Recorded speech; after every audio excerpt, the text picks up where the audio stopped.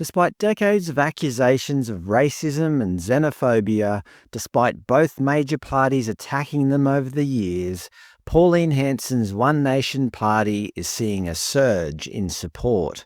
In 2019, under Liberal Prime Minister Scott Morrison, the headlines read, "Scott Morrison confirms Liberals will preference One Nation lower than Labor at federal election."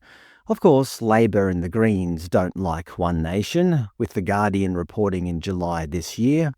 Labor and Greens unite to condemn One Nation senators for snubbing acknowledgement of country. When every party is attacking you, it could just mean you're onto something.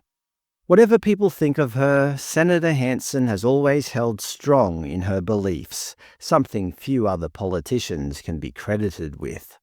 And now that more and more Australians are realising that both major parties seem to show little interest or have little ability to actually help regular Australians, they are turning to smaller parties, such as One Nation.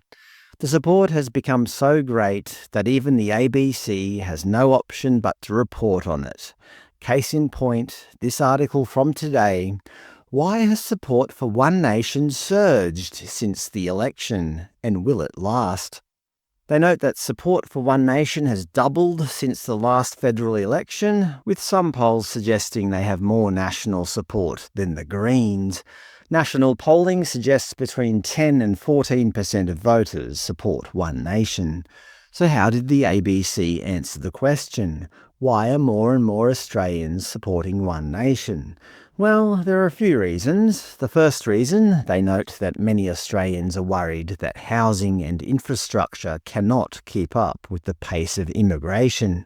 Ricky Lee Tyrrell, the first One Nation member voted into the Victorian Legislative Council, said that many One Nation voters see immigration as an infrastructure issue, not an issue of race. She told the ABC, "We're drowning in people at the moment, and I'm not opposed to different cultures or anything. As long as they share the same values as Australians and they assimilate, I'm happy. We can't house everybody here already. We can't provide stable, thorough education. And don't get me started on healthcare. Waiting in an ambulance that has been banked at the hospital for up to 8 hours, that's insanity." Obviously, these issues are something that many Australians can relate to.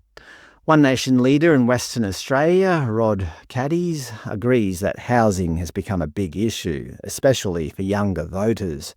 He told the ABC, "My sons and daughters have started talking to me about politics for the first time, and housing is a key reason." The next reason is that the coalition under the leadership of Susan Lee is becoming a bit on the nose for Conservative voters in Australia. Political lecturer at ANU, Dr. Maria Taflaga, said, "We're seeing the collapse in support for the centre-right party, the Liberals, who have no policy direction." Although she did add, "We are seeing more conservative, right-wing people going to One Nation, but it doesn't mean they'll stay there or stick with the party. Realistically, a lot of those voters will go back to the coalition."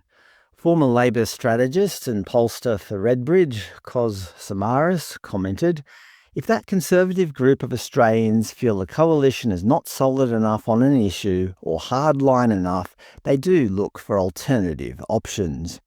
Former SAS commander and member of the National Right faction of the Liberal Party, Andrew Hastie, has made no secret of his ambition to lead the Liberal Party. However, The Guardian recently reported, Andrew Hastie quits coalition frontbench over immigration policy dispute.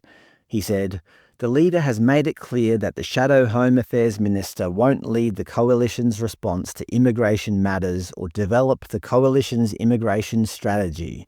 On this basis, I made the decision that I was not able to continue in this role and remain silent on immigration."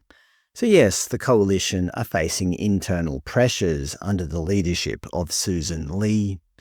No matter what we think of the ABC, they're doing the right thing here by voicing everyone's concerns, even opinions that their journalists probably don't agree with.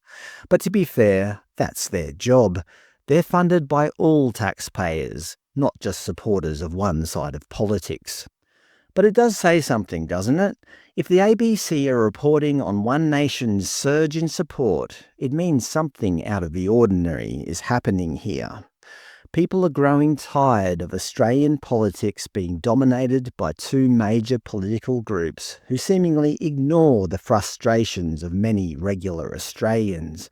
Well, if they keep ignoring regular Australians, smaller parties like One Nation will continue to grow.